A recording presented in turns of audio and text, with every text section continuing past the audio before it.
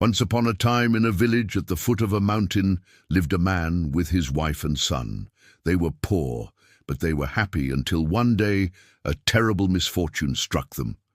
The man fell ill and soon died, leaving the widow to care for her young son all on her own.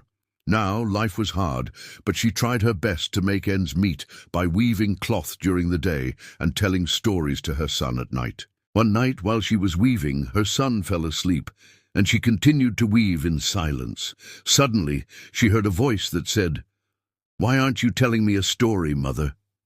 Startled, she looked around, but there was no one there. "Who said that?" she asked. "It was me," said the voice. "Who are you?" she asked.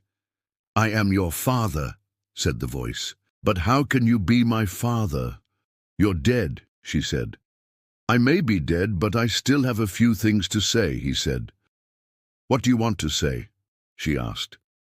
And so the ghost told his wife that he had left her a gift in his will, a talking skull that would tell her and their son stories every night, a skull that would grant wishes, a skull that would protect them from harm. "Where is it?" she asked. "In the old willow tree by the river," he said. Then the ghost vanished. The next morning, she took her son and went to the willow tree. Sure enough, there was a skull hidden in its roots. She took it home and placed it on the table. That night, as she and her son were having dinner, the skull began to talk. It told them stories of faraway lands, of brave knights and magical creatures. Her son was enthralled. "Oh, Mother, this talking skull is amazing," he said. "Can we ask it for a wish?" "Of course," said the mother. "What do you want?"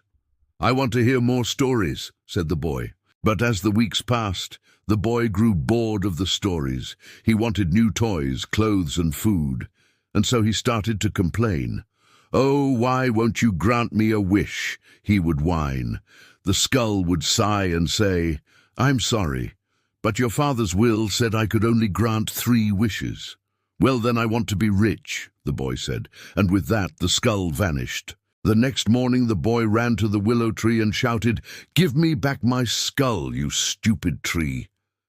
The tree whispered, "You foolish child, do you not know that I am also your father's spirit? He left me to protect his family, and I will do as he wishes. Oh, please give me back my skull," the boy begged. "I was wrong, please forgive me." The willow tree thought for a moment. "Very well, I will give you another chance, but remember, I am watching you." And with that, the tree gave the boy the skull. That night, the boy apologized to the skull and asked it to tell him a story. The skull happily obliged. And as the boy listened to the story, he realized that the greatest gift his father could have given him was not money or toys, but wisdom. And so the boy and his mother lived happily ever after, and the talking skull became a part of their family. The end. Moral of the story: don't talk too much. There are consequences for our words, both in this world and the next.